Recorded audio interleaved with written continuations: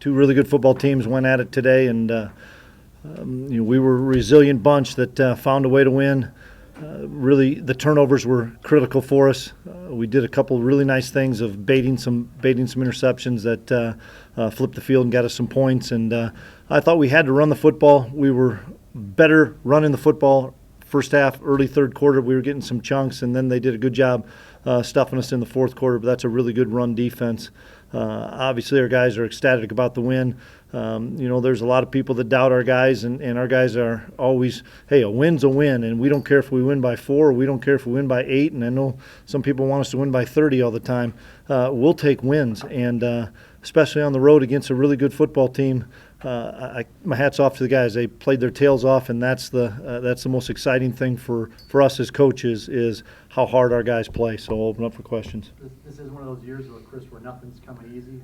I mean, every game is just a grind. It really is, and even when we get up, we find a way to shoot ourselves in the foot, and then they get back into the game. And that's the Valley for starters. I mean, that's how good the Valley is, and everybody knows each other so well, and then they kind of find a way to figure you out a little bit. I thought they did a nice job. Their offense did in the second half of getting us in some formations that they'd seen quite a bit, but still the interceptions were critical, and we get a sack at a critical time. And our defense we talk all the time, bend but don't break. If you're giving up field goals, you're going to win a lot of games, and we were giving up field goals early on, but no, they're never going to be easy.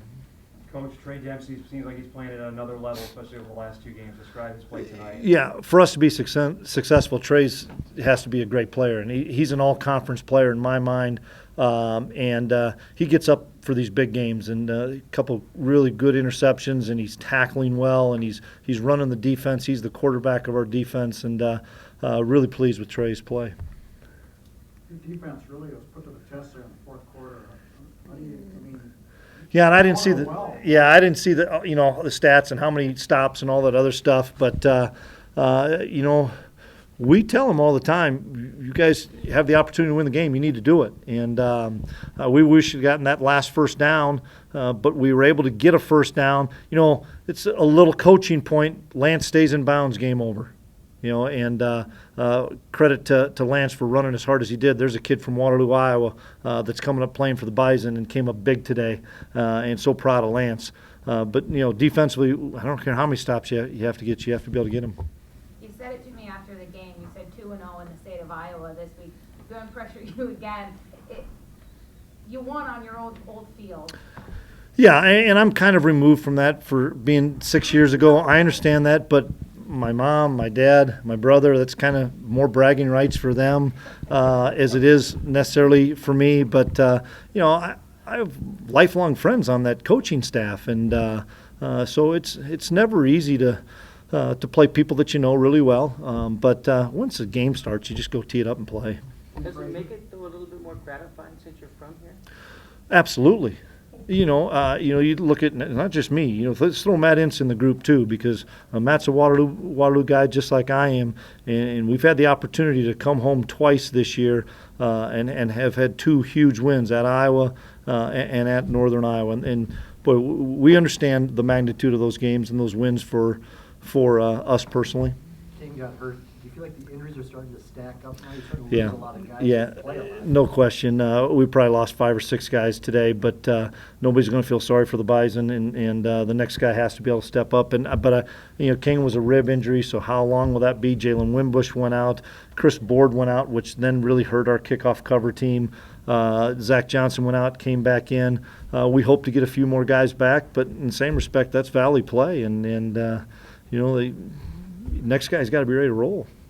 Coach, talk about, you said in your opening remarks that you had some things you baited the quarterback into. Specifically, can you talk about what you did to maybe get those interceptions? It looked like a safety over the top where you're spying on? Yeah, well, we were trying to show some down safety look and then bail out of there late, and we intercepted a pass the first series of the second half that I thought Trey did a great job. And if you guys follow us at all. I mean, Trey has a knack for that. He baited one against South Dakota State. He had no business picking off.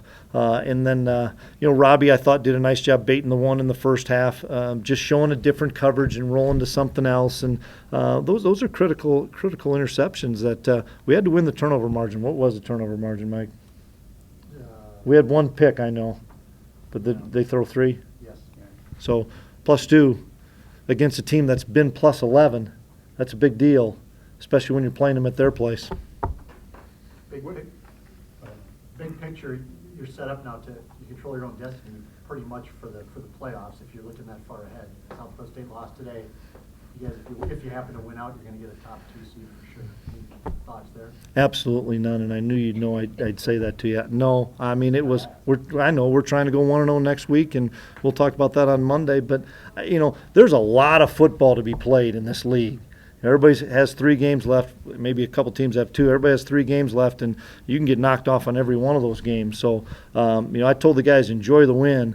It's a big win. You go onto the road and beat a team that just beat somebody 61-7. They had a lot of confidence coming in here, and we were able to withstand all that and withstand the crowd and the environment and come out with a big win.